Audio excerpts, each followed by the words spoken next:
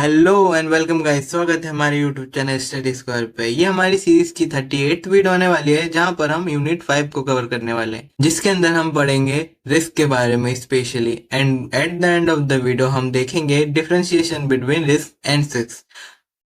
तो चलिए स्टार्ट करते हैं। जैसे कि आप स्क्रीन में देख सकते हैं, आज का वीडियो इंट्रोडक्शन टू रिस्क से स्टार्ट होने वाला है। तो बेसिकली मैं इन जनरल इसके बारे में बता दूं।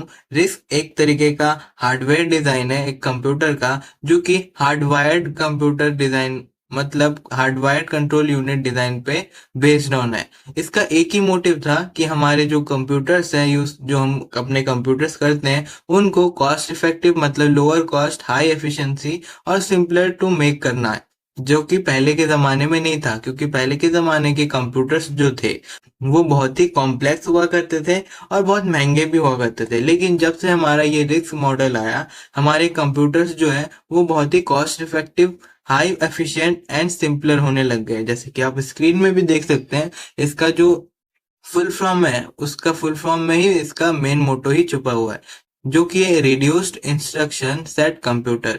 एंड इसके आप गोल में अगर नोटिस करोगे तो साफ साफ लिखा है build faster, cheaper and simpler computers, जो कि मैंने अभी अभी बताया। और अगर इसके फीचर्स पे अगर आप देखोगे तो दो पॉइंट्स लिखिए, एक लो मैन्युफैक्चरिंग कॉस्ट और लो प्रोग्रामिंग, जो कि इन दोनों को सपोर्ट करता है, जिसके कारण हमारा जो ये कंप्यूटर्स है ये सस्ते में मिल जाते हैं। और जो हमारी प्रोग्रामिंग ऑफ कंप्यूटर है वो भी बहुत ही सिंपलर में हो पाती है। अब देखिए, आजकल के जितने भी कंप्यूटर्स हैं, आप बताओ कमेंट्स में कि ये कंप्यूटर्स पहले के कंप्यूटर्स से सिंपलर है ना? क्योंकि आजकल के जो जितने भी कंप्यूटर्स है वो रिस्क पे डिपेंडेड है, मतलब रिस्क डिजाइन को ही बेस्ड ऑन करके बनाया गया है।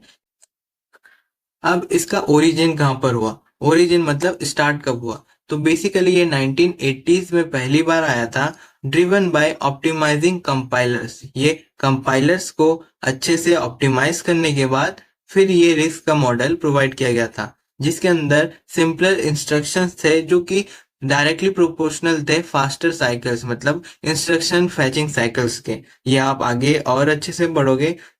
Then third point, you can see led to the machine that maximize instruction speed, focus on virtual addressing, register usage and pipelining।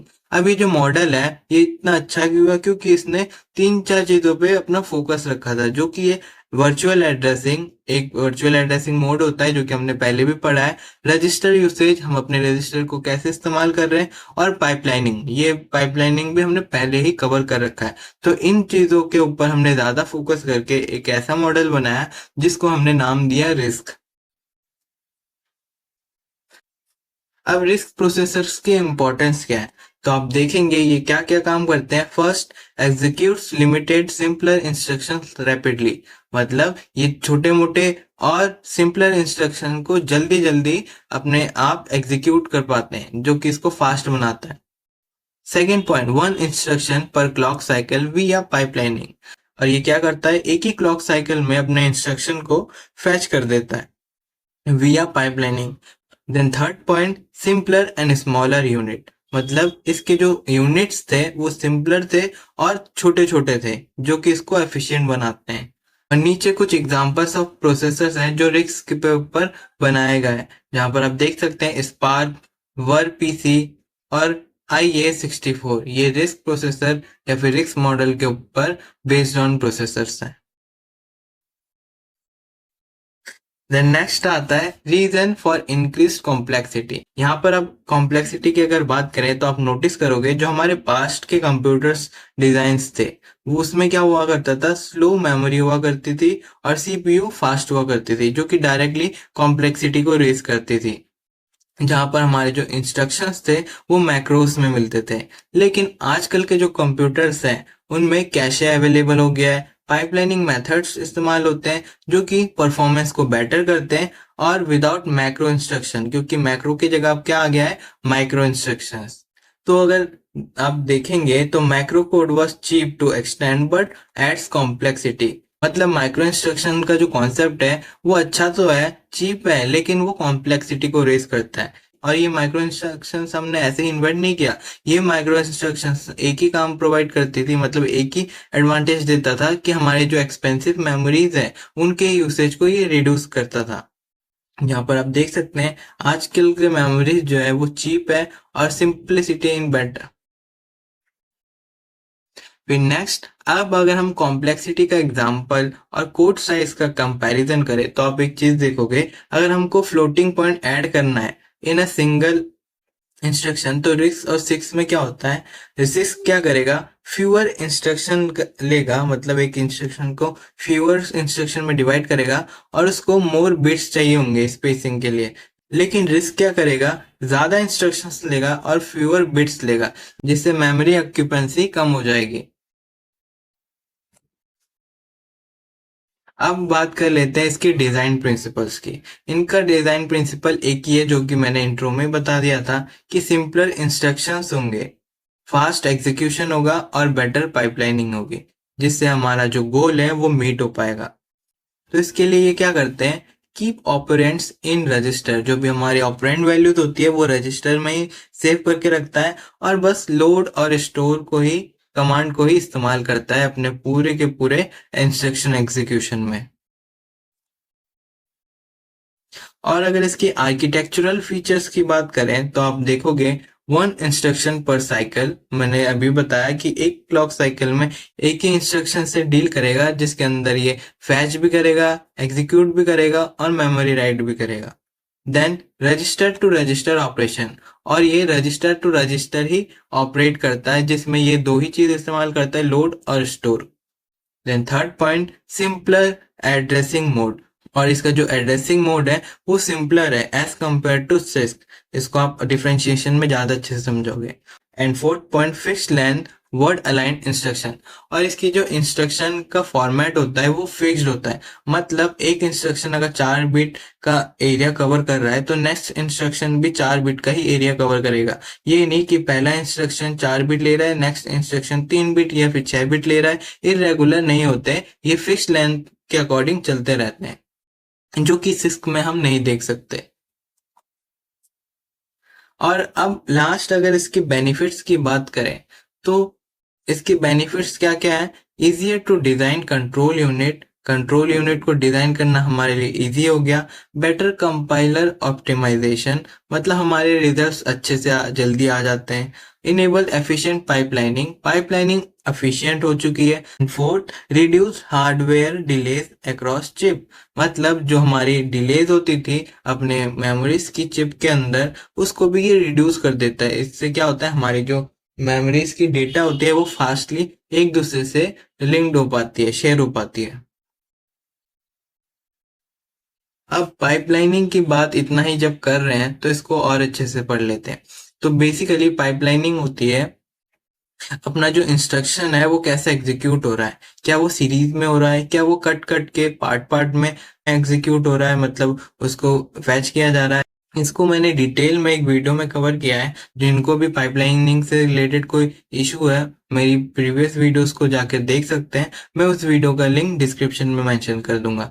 तो रिस्क का जो पाइपलाइनिंग है उसमें आप देखोगे टू मेन फेसेस हैं, एक फैच और एक एग्जीक्यूट। यूजुअली 6 होते हैं एक माइक्रो इंस्ट्रक्शन में, लेकिन रिस्क में 2 ही हैं, एक बार वो फैच होगा और एक बार वो एग्जीक्यूट होगा। ये इसीलिए क्योंकि ये रजिस्टर टू रजिस्टर वर्क करता है, जिससे हमारे जो एक्सटर्नल जो भी इरेलीवेंट मेथड्स है वो कट ऑफ हो जाते हैं। और ये क्या ही करता है, लोड और स्टोरी तो करता है, तो इसको इनमें ही सेटिस्फैक्टरी रिजल्ट मिल जाते हैं। और अगर हम एक इंस्ट्रक्शन मतलब 6 इंस्ट्रक्शन को फैच कर रहे होते हैं तो अगर उसको अगर सिक्वेंशियली करें तो उसके अंदर 17 यूनिट्स की रिक्वायरमेंट होती है। और अगर 2 स्टेज पाइपलाइनिंग का इस्तेमाल करें तो इसको 11 यूनिट, और अगर 3 स्टेज पाइपलाइनिंग का इस्तेमाल करें तो इसको 8 यूनिट की रिक्वायरमेंट होती है। अब ये जो टाइप ऑफ पाइपलाइनिंग है इसके ऊपर अगर आप पर्टिकुलर अलग से वीडियो चाहते हो तो प्लीज कमेंट्स में बताओ, मैं इनके ऊपर एक डिटेल वीडियो ले आऊंगा। मैं इसलिए इनको ऊपर ऊपर से कवर कर रहा हूँ क्योंकि ये बीसी सिलेबस के अकॉर्डिंग उतना डिटेल में नहीं पढ़ना, ये ज्यादा डिटेल में इलेक्ट्रॉनिक्स में काम आता है, इसीलिए अपना काम तो इन ब्रीफ में भी चल जाएगा।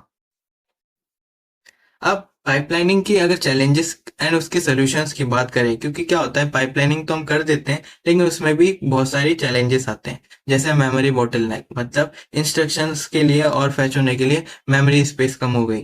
ब्रांचिंग पेनल्टीज, मतलब अगर ब्रांचिंग इंस्ट्रक्शन है तब उसको कोई ना कोई इशू फेस करनी होती है। डेटा डिपेंडेंसी, अगर एक डेटा दूसरे डेटा से डिपेंडेंट है तब इश्यूज क्रिएट होती है। तो इनका सोल्यूशंस क्या है? डुअल पोर्ट मेमोरी का इस्तेमाल करो, डिलेड ब्रांचिंग का इस्तेमाल करो, और अगर आप पाइपलाइनिंग को कर रहे हो तो उसको स्टेज वाइज बैलेंस करके चलाओ।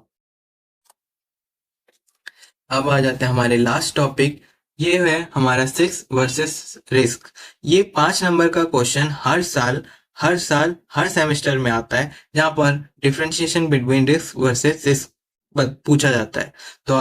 तो मैं आपको ये रिकमेंड करूंगा, अब तक आपने वीडियोस में जो सीखा है या नहीं सीखा, लेकिन इस टॉपिक में आप जरूर कंसंट्रेट करो, क्योंकि यहीं से आपको 5 नंबर का डायरेक्ट क्वेश्चन मिलेगा। तो चलिए स्टार्ट करते हैं। तो अगर 6 की बात करें तो इसकी जो इंस्ट्रक्शन काउंटिंग है वो 120 से 350 तक वेरी करती है, मतलब इतने सारे इंस्ट्रक्शन को ये हैंडल कर पाता है। लेकिन जो रिस्क है वो लेस देन इंस्ट्रक्शन को ही हैंडल कर पाता है। और 6 के एड्रेसिंग मोड्स बहुत ज्यादा होते हैं, रिस्क के बहुत कम होते हैं। Addressing mode in what? To address our instruction. और इंस्ट्रक्शन फॉर्मेट की बात अगर अभी करें, जैसे कि हमें अभी मैंने रिस्क में बोला कि फिक्स्ड होते हैं, मतलब इसका जो फॉर्मेट ऑफ इंस्ट्रक्शन है, अगर 4 बिट का हुआ तो 4 बिट ही फॉलो करेगा, अगर 16 बिट का हुआ तो 16 बिट ही फॉलो करेगा। लेकिन 6 में 4 बिट, 8 बिट, 16, 32 कुछ भी हो सकता है। और मेमोरी ऑपरेशंस की बात करें तो 6 में फ्रिक्वेंट होते हैं, लेकिन रिस्क में 2 ही होते हैं, एक लोड और एक स्टोर, जो कि मैं पहले से ही बता रहा हूँ। और रजिस्टर्स की क्वांटिटी की बात करें तो 6 में लिमिटेड होते हैं, लेकिन रिस्क में ऑप्टिमाइज्ड या फिर बहुत ज्यादा होते हैं। और control unit, 6 control program unit का प्रोग्राम वर्जन को, मतलब माइक्रो प्रोग्राम वर्जन की डिजाइन को सपोर्ट करता है, और रिस्क है हमारा हार्डवेयर कंट्रोल यूनिट डिजाइन के ऊपर बेस्ड ऑन। तो आज के लिए इतना ही था गाइस, मिलते हैं नेक्स्ट वीडियो में।